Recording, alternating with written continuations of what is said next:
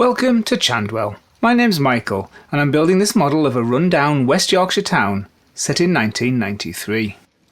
I've added the front and the side support walls to this building, and I've also added the first part of the texture on the back wall. This unusually tall building is part of the Foxton's Brewery complex at the bottom of Station Road, and it's based upon a prototype in Shipley.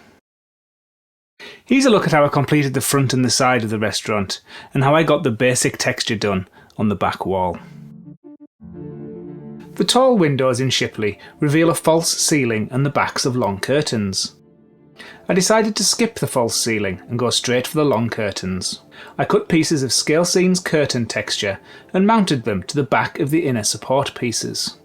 It's important when adding curtains to step them back from the face of where the glazing is. That little bit of extra space really helps the 3D look of the windows once the glazing is in place. Since this building has a dedicated inner support, I can add the curtains to the back of that to introduce the required depth. With the curtains in place, the first of the inner support walls can slot between the floors with a bit of PVA glue. I like to vary the distance between my curtains, making some of them open, some of them closed, and that variation really helps give a lived-in look to the building. Also, don't forget that the backs of curtains are usually lined, so no matter what the pattern is on the front, the bit that faces the window is usually a uniform kind of grey, creamy colour. I'm interested to see how the interior of the restaurant looks with the large window in place. The support wall fits in like this. But if we look at Shipley, you can just make out some draped curtains behind the large window. Let's make some of these. In the free software Inkscape, I drew a basic curtain shape, and then added some lines to suggest folds. With a bit of a blur applied, these look enough like sumptuous red velvet curtains to be passable behind a sheet of acetate. Once printed onto photo paper, I cut them out with my scalpel. I use a steel rule for the straight bits, and I cut the curves by hand. Once cut, I glue them back to back with PVA. I add the pelmet. I didn't get them perfectly aligned, so I colour the white bits in with a grey watercolour pencil. Since they'll be behind the acetate and in partial darkness, I don't need to be any more precise than this. I glue them into position with PVA. And then it's time to position the piece into the building. With these inner between floor pieces in place, I can take a look at my construction plan. With each layer planned out, I know which ones I have done and which ones are left to do. Let's get this piece on, the outer shell of the inner support structure. I cover the surface with PVA and then drop on the piece.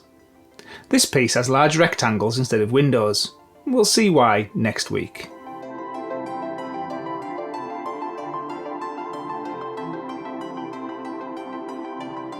How did I decide which outer face to do, and why did I start with the back? Well, it aligns with the support structure down here, and it overlaps by 1.4mm here. Starting with this one makes it easy to attach the piece in the right place, because it all aligns down here, and then everything else can flow on from it. There will be joins in the texture here and here, but I can always cover up these with downspouts. I always use 2 layers of 0.5mm card for the outer faces of my buildings.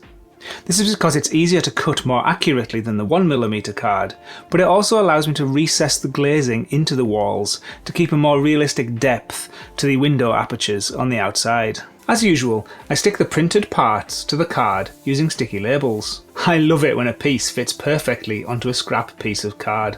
The window apertures are cut first. One piece has apertures that are 2mm larger on each edge than the other. This gives a little recess into which we can put the windows. And with the pieces aligned down this edge, we should have just the right amount of overlap here for the side face. When I put the texture on, it will wrap around this edge so that no card edges are showing. When adding the glue, I take special care to get the glue around the window apertures first, and then I evenly cover the rest. By then laying on the texture really gently, it floats on the PVA, and this allows me to gently slide it into the exact position that I want.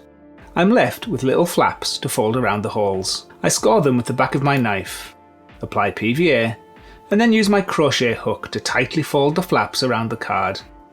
And then I give them a firm press down. I add the door, and then I use PVA to attach this layer of card to the inner layer.